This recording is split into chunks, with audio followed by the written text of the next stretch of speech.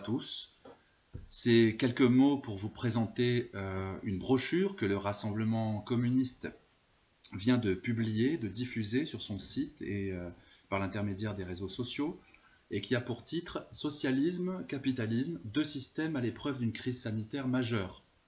avec essentiellement 3 textes que je ne vais pas vous résumer, je vais vous en dire quelques mots, mais que nous vous invitons à lire et à étudier précisément dans la période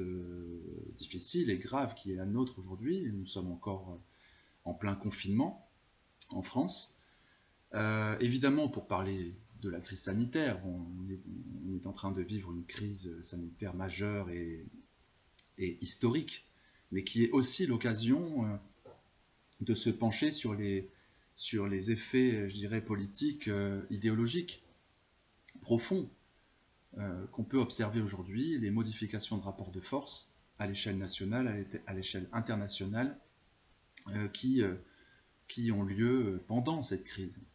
En général, des crises un peu contingentes comme celle d'une pandémie provoquent des effets qu'on n'imaginait sans doute pas avant, mais qui sont des effets majeurs, bien matériels, et qui vont toucher l'ensemble des habitants de nos pays.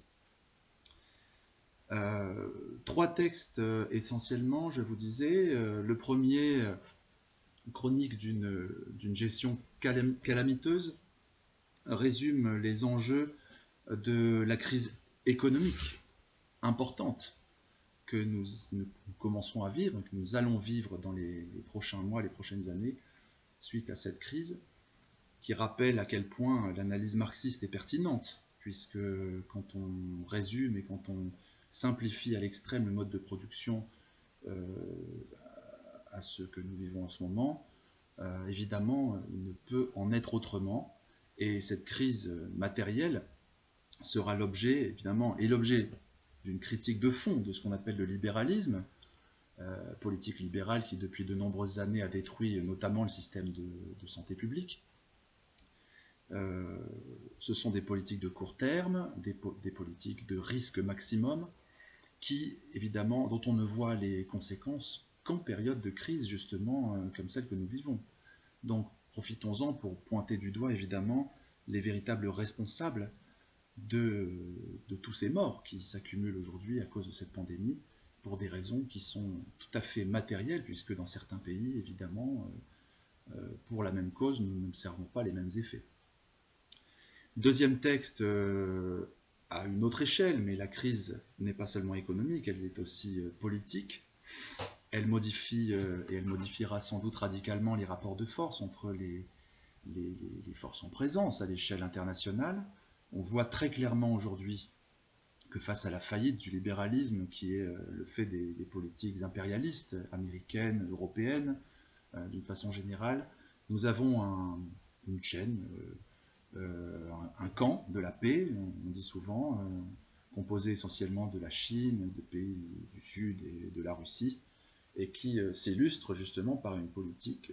tout à fait différente en matière de gestion de crise, par une résilience très importante face à ce type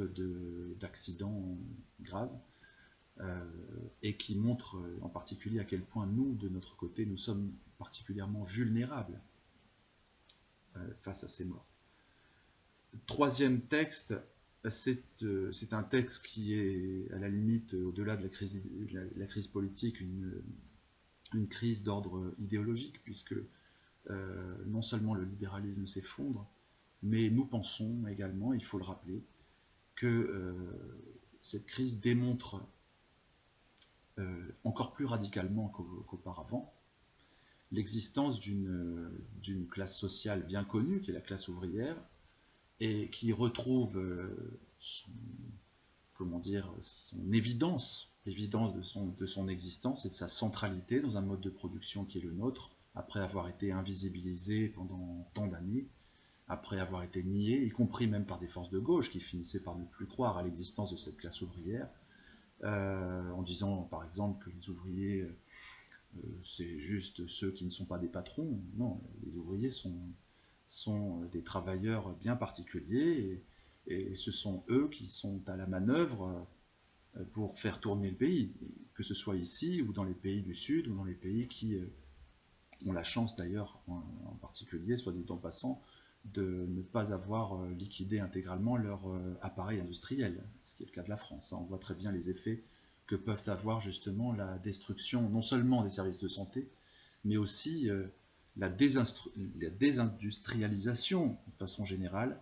qui nous amène à dépendre tragiquement d'autres pays pour la production de masques, de tests, d'intubateurs, de toute marchandise matérielle sans lesquelles justement la gestion de la crise est impossible.